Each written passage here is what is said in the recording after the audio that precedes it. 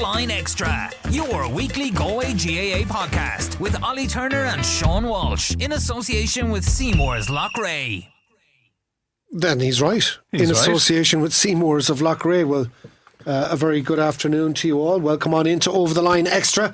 New sponsor on board, Seymour's of Loughrea. So have a good look around you, because this is all going to change very soon. You're talking about the finest of furniture is going to be wheeled in here this weekend, Sean, and we will be in the lap of luxury. Thanks to Seymour's, by the way, for coming on board. Great to have you involved. This week's podcast, looking forward to the football championship, but it would be remiss of us not to start by saying there's an impact already on the club football championship with the fact that the Corofin Unspidale game has moved from Saturday to next Tuesday in Pearse Stadium at 6:15, and that's for the very understandable reason about the huge trauma that there is out around Corofin at the moment at the sad passing of Gary Syce's wife Bevan. Just the most awful, shocking, tragic, sad story on the top of how many sad stories we've heard, but this one is real close to home, not far from where you live as well, Sean. I mean, you feel it right on the border of the parish there as well. It's just a big blow for a young man and a young family. It is, and look at a young family, as you say, and I suppose, look at the GA is a marvellous organisation in many facets, isn't it? In terms of, you know, Gary obviously plays the game. Great to see him back this year. You know, our own Barry here is involved in management or whatever. We're involved in the media side of it, and at times we all get high and we all get caught up in it, and we all look at the permutations and what can happen in championships, but something like this overrides everything. And we hope that the GA family, which it will come in and support the Syces at this hour and the Grand family as well. You know, words are not available, and even last weekend we saw the triple decker in Athenry, where the two hurling games either side of the Camogie game. Great to see the integration, but the poignancy of that game with Kate Moran as well, you know, it brings it back to what we're all about, and ultimately look at our sincere sympathy to the families, and look at sport is very insignificant compared to that loss. It is, but at the same time, the bizarre thing is it's hugely significant, Sean, in that it creates this environment or this bond where people can come together, and we're joined by Barry Cullinane, who of course would have played with Gary and against him plenty of times as well. And you know, we're all in relationships, Barry. We all rely hugely on our other halves for the support, which allows us to go out and play the games we love, and you know, to mind the kids at home and to help build the homes. And it's at times like this that I'm sure for you and for me and Sean, we kind of look at our own home situation and think how lucky we are and how quickly things can change. Yeah, I think Sean put it expertly there when he talked about the GA family, and I suppose it's a highly emotional couple of days for the Corofin GA club and Galway GA in general. And we know the Corofin will, as a parish and as a club, will wrap their arms around Gary and little Sive and give them as much protection as they can, because at the moment words they don't really count for much, and all we can do is offer Gary our sincere sympathies, all the Syce and Grant families. And you know, I was lucky enough to play with Gary from 17 to minor 21 senior, and the one thing that Gary Syce is he's resilient and he's strong-willed and he's a strong character. And although at the moment I'm sure, you know, this is as tough a time as he could ever possibly imagine, he's an unbelievable character. He'll get through this, and we can just wish him the very best, and wish little Sive the very best as well, and what's an enormously sad occasion. I suppose on the field of play, it's understandable that the Corofin senior game is moved. What that has done is it's moved the Aran Islands against Kilkerran Clonberne into Pearse Stadium from across the wall in the Prairie on Saturday to fill up that double header with the Anadown match against Duncarrarua. So that is what's happening with the fixtures. We'll get to that in a moment. Quick word, Sean, on two things. First of all, the All-Stars, 8 nominations in for the hurlers. Is 8 a bit generous for Galway, or are we happy enough with that? I suppose you reach the last 4. Probably 8, even within the 8, you'll be looking at 1 or 2, I think, that are unlucky enough. Darren Morrissey, Jack Grealish had decent years, you know what I mean? But I think ultimately it will come down to, I would expect Pádraig Mannion and Conor Whelan to get there.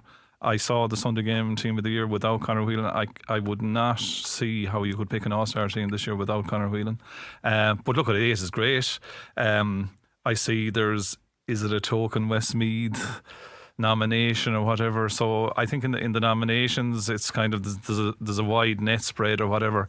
But look, at the team is going to be dominated But by Limerick you're going players. to be looking at 8 or 9 Limerick. Yeah. You're probably looking at maybe 4 Kilkenny, 2 Galway. Yeah, and there might be one left then. Maybe 1 or 2 Clare will be in the hat as well. You're down to that's where you're at. And look at it.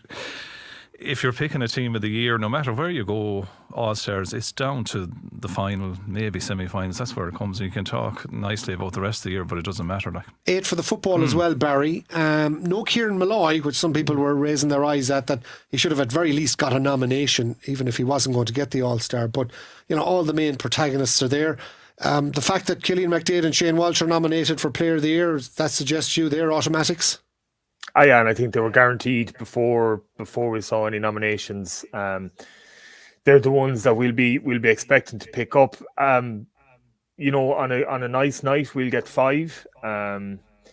It's unusual that you might see. The one thing I would worry about for them as individuals is that it's unusual for the team that loses the final to get 5. 5 would be quite a lot. But for me, John Daly has to get one. I think Liam Silk's performance all year, but particularly in the All-Ireland final, puts him really in the hat. I would give him one. Cillian will get one at midfield. Shane will guarantee to get one up top. And I'd say Damien Comer is probably 90% of the way there, possibly, in the heel of the hunt. Maybe the All-Ireland final might go against him if they're looking at that. But I think his performance in the semi-final and what he did all year will get him over the line. So look, they'll be delighted with that. I think the fact that Jack Lynn is nominated for the Young Footballer of the Year, but not nominated for an All-Star is a little bit surprising. I think he's guaranteed to get that. Now that's putting the commentator's curse on it, but I can't see how he won't get it, and which is unusual if he gets it and the 2 fellas that lose out are actually nominated for All-Stars. So there's little idiosyncrasies in the whole thing. I thought Kieran Malloy deserved to be nominated for one. I thought Dylan McHugh had a brilliant year as well. But overall, if we get 5 All-Stars and Young Player of the Year, I think we'd have to be happy enough with that one. Yeah, I have to say I can't see us getting 5, and Comer is vulnerable, Sean. Yeah, he is. Whether you like it or not, a lot of it comes down to the final. And it goes back to the point we made. So much of this is on the final, and so much of this is based on could an extra Kerry player get in because they won the All-Ireland. So I often think that, could you do, could there be a consistent basis whereby you select over years and you rank the players or whatever, but that goes out the window. Hurler of the Year and Young Hurler of the Year, are they nailed down? I think they are, yeah. I think Jeremy Burns will be the Hurler of the Year. Now, I'm intrigued again to see Owen Cody nominated again for Young Hurler of the Year because he's won it for the last 2 years, if I'm correct. Or he's been in the hat he's won it for the last 2 years.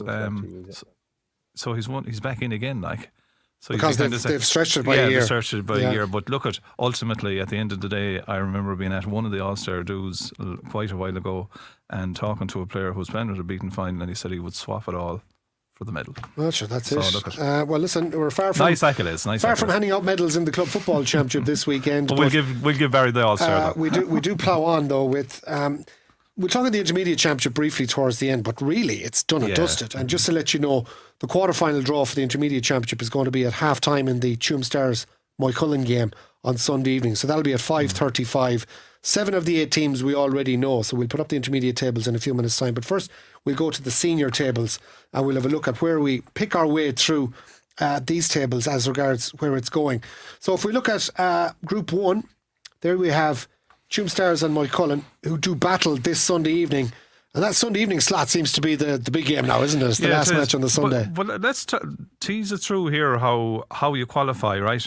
Am I right in saying, so you have 3 groups. Top 2 in each. The top 1 automatically goes to this group of 4. The next best second team joins that 4, am I correct? Correct. So the best second place team are in the top 4 seeds. So basically the quarterfinals are the top 2 in each group and the 2 best thirds. Yeah, okay. And so in terms of the quarterfinal draw then, the 4 best teams in one pot will be the group winners, the best second team, and then the remaining 2 second teams, and the 2 thirds. So effectively, what I'm getting at there is the criteria then to get yourself into that will be, what is it? There's 3 criteria: the number of points you have, your scoring difference, or your scores for. So what I'm saying in a long-winded way here, Barry, is that we've been very conscious of this in hurling for the last 2 years. That even if you're getting beaten, every score you get, if you're being beaten by 5, if you make it 3, it could help you later on. So this weekend is going to be down to that, isn't it? Yeah, 100%. And, also teams will be hoping maybe in 1 or 2 groups that a team ahead of them will just slip up slightly, because there's still a huge chance for everybody. I don't think there's very many teams actually completely out of it at the moment. Like even if you look at Monavea Abbey, just take for example, I think we saw there, like they've played 3 games, they've lost 3. Now on the grander picture of that, when you look at it and say, oh, that's a terrible year so far for them, their scoring difference is -5. So it means that they've been really, really unlucky in some of the games. They go on and get 4 points. Who knows what it would do for them? But at the moment, it does look like that there's the third in 2 groups is fairly nailed on, and it's looking at the top 2 teams after that. Then and I think the seeding is going to be really, really important as well, because you don't want to come up against a team that's going to, particularly there's Moycullen, Corofin and Tuam. It looks like those 3 will come out of that group.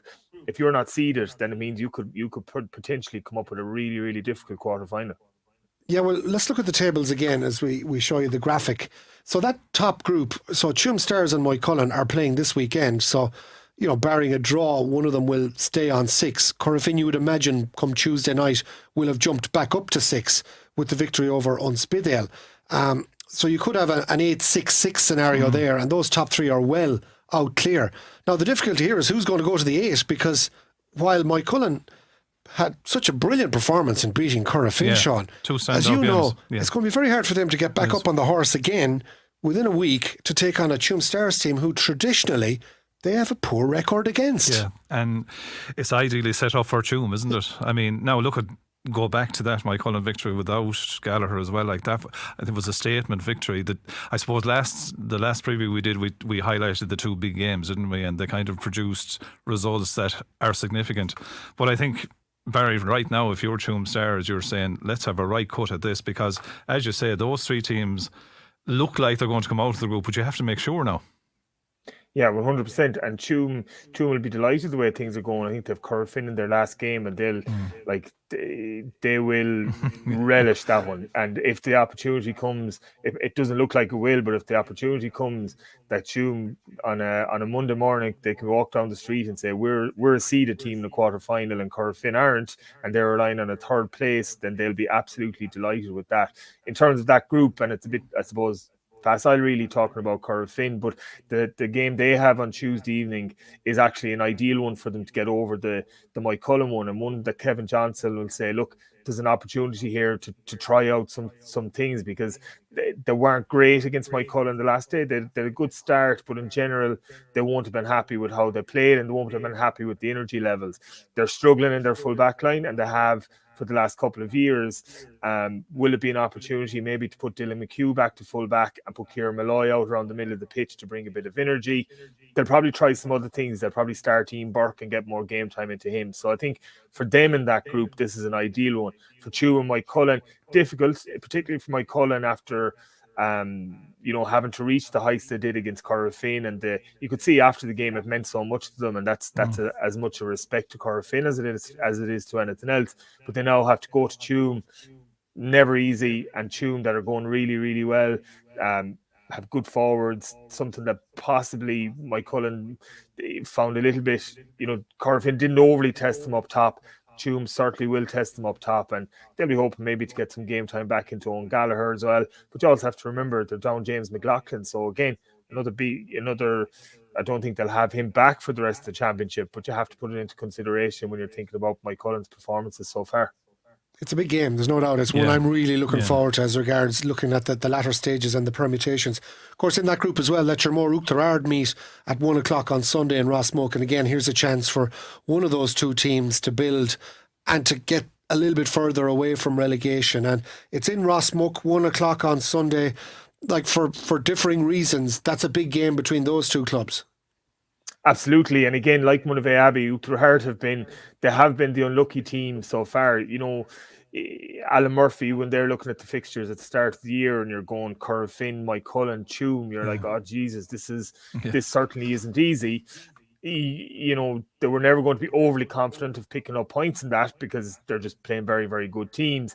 And then you say, well, after that, then you're probably into a bit of a dogfight, and that's just the situation they're in. But they'd have been delighted in terms of their performance, just unlucky with the results. And I think particularly the last day against Tuam, they'd oodles of chances to go and win the game and just didn't take them. And they'll be hoping that maybe, with a step down, and that's, no offense to the opposition, but with a step down in terms of the class, that maybe their better players can have more influence on the game. And it might be one that Matthew Tierney might really go and dominate into Tierney, Eric Lee, Niley. So they've some very, very good footballers. I think this will be the one to get them off the mark and, probably to a certain extent cement their senior status. Over the Line Extra coming to you in association with Seymour's of Loughrea as we move on to Group 2, Sean. This is the Montpellier Moylock group. They've been dominant throughout, came from behind. They looked the real deal against Salthill Lochnacarra the last day. And in many ways, they look to be the team to beat. They do, and again, I talk about composure with them, and I suppose the big thing here as well, and we're already, and this has been a theme of our podcast in the last few weeks, the amount of players that are missing for teams and the amount of our club teams that have to go a little bit further down the bench. But when you consider that Michael Daly isn't with Montpellier, you kind of have to take your hat off. I thought Barry against Salthill Lochnacarra, I thought they looked very, very accomplished, didn't they? Oh, I thought they were excellent.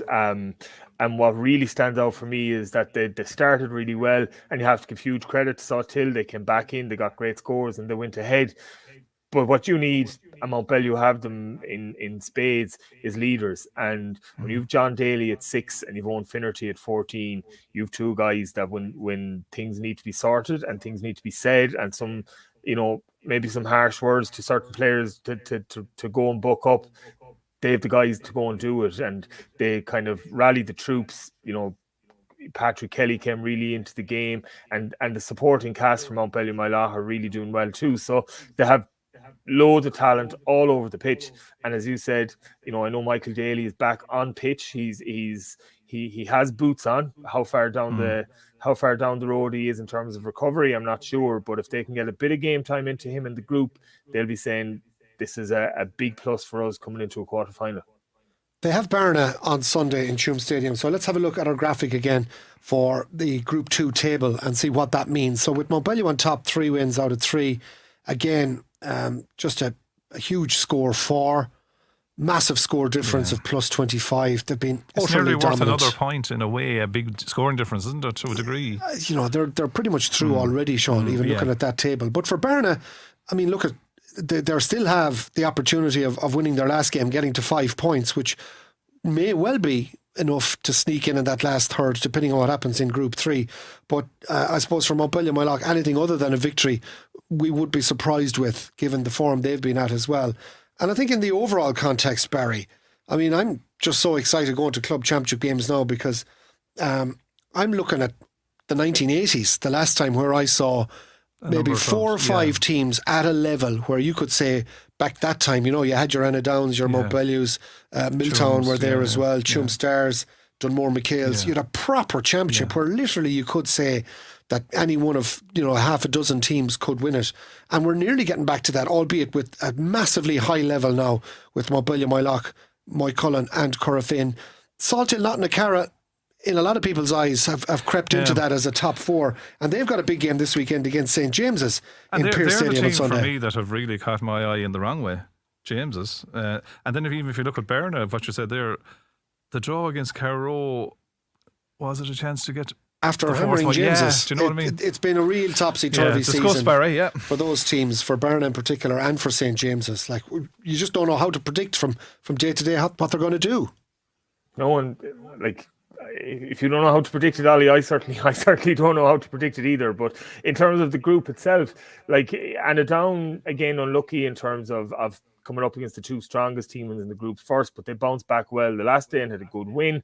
Anna Down will be hoping to get to 6 points. Now, if you look at the scoring difference, Well, 4 and down, they're going to have to hope to get to 6 and improve their scoring difference to try and sneak into that third. To plus, that's their real goal.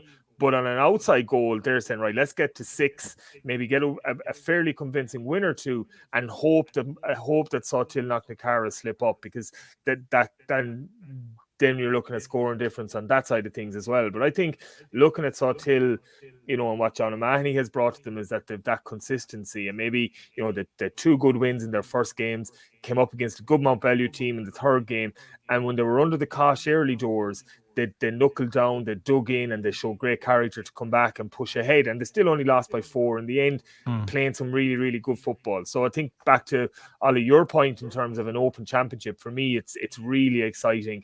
Like, I would say, you're looking at the 3 teams in Group 1, you're looking at 2 teams out of Group 2, and you possibly throw in Clare Galway having a cut at this as well. So you're probably looking at 6-7 teams in the county that have realistic ambitions of being at the right business end of the championship, and it's a long time since we had that.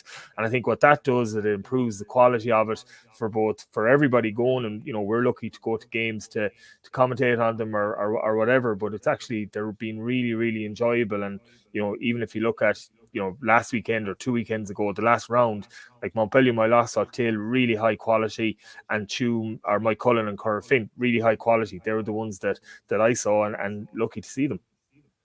I love the way he dismissed my own parish. He did. Even without Milltown out, he brought Clare Galway into the championship. I think we're going to have to talk to Seymour to see, is this covered in their new contract. Here's the thing, Baza.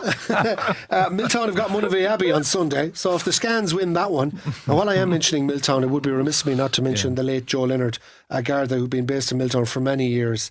A great guy for going to matches, a great golfer in Claremorris Golf Club, who passed away during the week, and we pass on our sympathy. So there's a lot of sadness in Milltown as well ahead of that fixture with Monavea Abbey. That's in Tuam Stadium on Sunday. Tommy Devane is going to be on commentary there. He swears that it won't be biased either, but he remembers plenty of Monavea Abbey. Milltown battles well. If Milltown win, they get to 7 points, Barry. They're through. And even more so if obviously Clare Galway struggle or don't beat Cullinane, then that would leave them vulnerable as well, and looking at trying to get to 6 points in the last fixture. So there's an awful lot riding on that Cullinane Clare Galway game first and foremost on Saturday.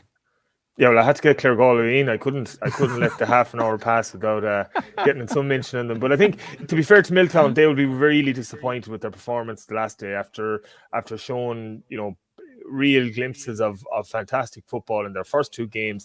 Was it 8 points apiece, I think, in their last game? Not the most high. Yeah, not the most high quality. And look, we know Carla Strand they're strong, they're tough, they're dogged.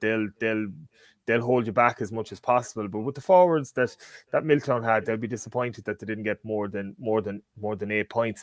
For Clare Galway, this is a must win. They started the championship off really, really poorly. They got their house in order for the second game and the third game to a certain extent. Got players back, and they will see, in reality, if they can't go on and beat Cullinane, then do they deserve to come out of the group? That's the real.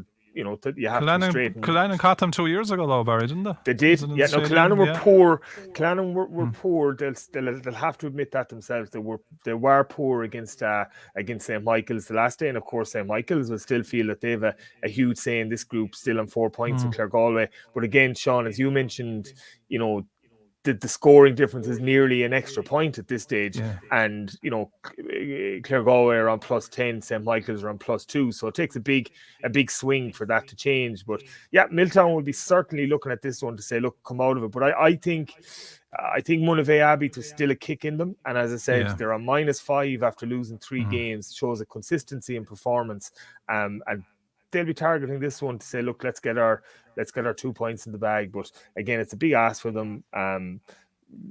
With Ollie there, we'll have to go for Milltown, but who knows? I don't mind. I feel like the referee. I don't mind admitting, like, Milltown were rubbish against Carla Strand. It was shocking stuff. Such a flip from their first round match against Cullinane. But here's the thing: if we have a quick look at that table again and pop up the graphic.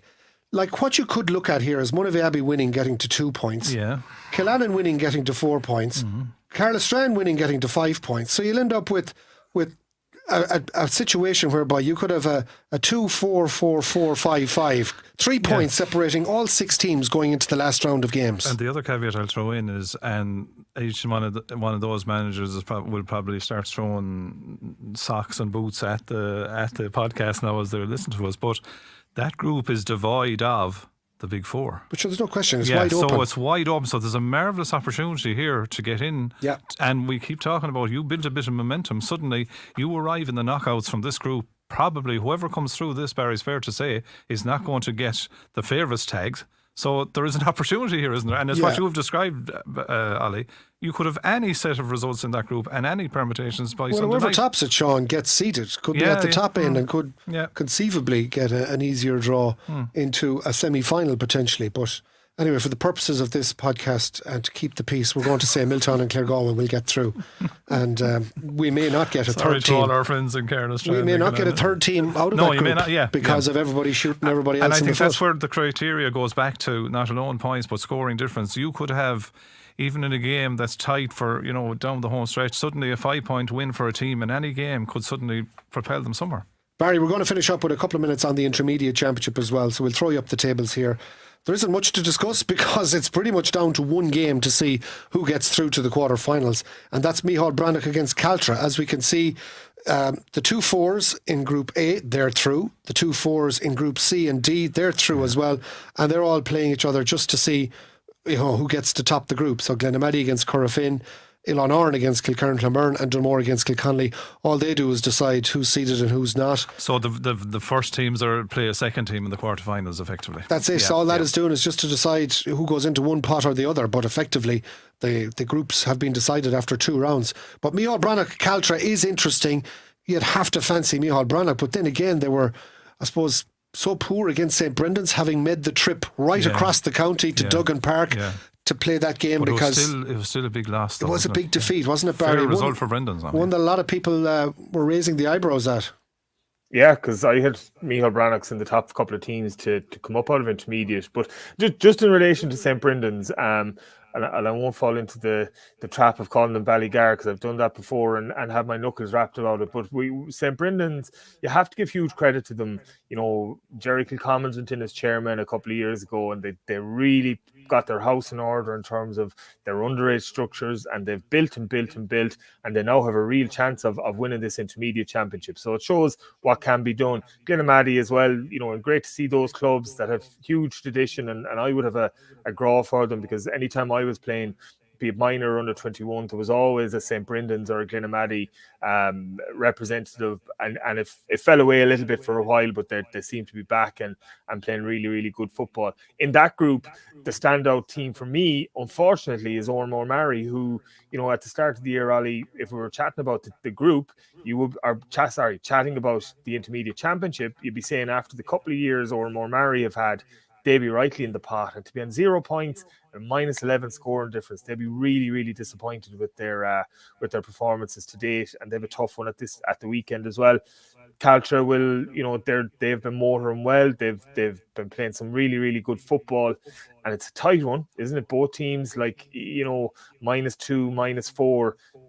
This will go right down to the wire, and if Ormore were to put up a performance against Ormore are out of it, but if Ormore were to beat St Brendan's, then one team could end up going to the top, which at the moment looks unlikely, but who knows. But St Brendan's going really, really well in that group, but as I said, to me the standout is the disappointing one is Ormore Mary. We've got to mention as well Killearn at the bottom of Group C. Like not that long ago, kingpins of Galway football, and here they are, having to beat Headford, and even still will be involved most likely in the preliminary draw for relegation. So it's amazing how it doesn't take long, Sean, for a team to drop down a level and start struggling. I'm going to throw this one at Barry as well, because last week we had this discussion. The 16 teams gives you the 4-4 groups, right? The groups of 4, where there's 3 games. There is absolutely no room for error in 3 games. If you lose one, you're under pressure, right? And we had the situation where coming into this weekend, we have 7 of the 8 teams qualified, which means that in 2 rounds, you have 7 out of your 8 teams through. In the hurling, you had 4 out of your 8 through after 2 rounds. We hopped this last week on the podcast. I got an unbelievable reaction to it because the 16-team format, don't forget, is where we're going at senior. If your senior championship going forward is going to be 4 fours, 3 series games a year, is it enough to give club footballers, club hurlers? Well, here's the thing, Barry. You see, I like the 4-4s Yeah, because and it I like makes it too, sense. But could we not do a double round, home and away, and give them 6 games and then play a proper championship? It's worth looking at in that, because look at going back to Kildare and you get caught so easily. Barry. Yeah, 100%, and that's an argument. And Sean, I like, particularly, I suppose, in the hurling side of things. I would have had experience over the last couple of years. The split season means that. So what are we now? I'm just looking at the calendar here. The 9th of so say the middle of September for a lot of teams. Their football championship is over. And you could say 6 weeks for 3 games, Barry. Exactly. So you're no. I will give credit, and this is again maybe an argument for a different day. In terms of the football structures in Galway, they have a competitive league, and they know that they're going to get 9 good league games that seem to have a significance. If you're to flip that in hurling, unfortunately, come the end of September, there's an awful lot of club hurling teams out. There's no really, and I'm sure the GA, the county board, might write in and say there is, but my experience says that the league in hurling isn't as structured or as competitive as it is in football. So it's a long time from the end of September to the start of July next year, or the end of July next year, to keep those guys really, really interested in the local GA scene. And that's a huge challenge in terms of this split season, because at the moment, for me, it's working very, very well when teams are playing. The big problem is when teams are not playing, and how do you keep guys from, we know this year already there's been an issue not an issue, fair play to them, they're dead right, but with so many people going to America to play for the summer, I could see that growing and becoming a huge problem for us. It's not far off, but I know what you're saying. With the 4-4s, 3 games is not enough. No. And so the trick here is to come up with a formula. You could change the format as well. You could play the 2 winners play each other in the second round, at least would keep it competitive. I know that. But I'm just worried that you're coming out of an inter-county scene whereby you have effectively given up half of July, August and September as a marketing tool. You then come to here, and as Barry describes, right, you take over, the 2 of you take over Milltown next year, you're in the intermediate championship, you guarantee your panel. We're going down to intermediate. I'm putting you down. Your second team. Your second team. Let's go on to the county senior semi-final. Now I'm going intermediate. Go on, John. You had such great years in the first year that you have now a second team at intermediate, right? And they come along and you try to convince your star player that there's going to be 3 games over 6 weeks. I know you say the league is important, and it is, but it's something that has to be looked at. Yeah, I couldn't agree with you more. I just think it is, like, there's loads of positives to this. The quality of the football, the club guys are getting good pitches, good weather, but are they getting enough games to say, don't go to the States next summer, lads? Invest from February on, or even to a certain extent. And we have to call, if you're the chairman of a club and unfortunately you go to your own local guys and there's no one there that wants to take the team itself, they have to go outside. There's a commercial side to that, and there's a monetary side to it. Are you willing as a club to pay someone to come and train your team from next February for 3 games next September, which are the important games? It's a good question. I'm not going paying Turner or Cullinane. Are not going to be paid for the second team management. For a start, Turner is getting nothing for training Milltown, but bringing down Cullinane up from Cork. What kind of you think Davy Fitz is bad? Expenses. Max. Quick mention before we sign off. There's 3 junior finals on Friday night. The A final between St Michael's and Tuam Stars at 8 o'clock in Duggan Park. Updates on that tomorrow night on Galway Bay FM. On Spidale Loughrea in the Junior B football final. What an unusual combination that is in a county final. That's at 6:30 in Tuam Stadium tomorrow night. And the Northport Junior C final, Caltra and Mount Ballymoylock. That's more our level now, Barry. That's at 6:30 in Minlock tomorrow evening. 2 neighbours meeting there, what should be a cracker as well. Barry, thanks again for joining us. Sean, as ever. The biggest question for the Junior A winners is who's going to pick up David Clifford in the All-Ireland final? I think bowing out at provincial semi-final level might be a good plan. Victory might be all right, yeah. Let some poor team from Roscommon go up there and have to deal with that. Sean, so next weekend it's club hurling again. We're looking forward to that. And well, obviously from our point of view, we're thankful again to Seymours of Loughrea for coming on board. That's your Over the Line Extra podcast for now. From Barry, Sean and myself, we'll see you next week.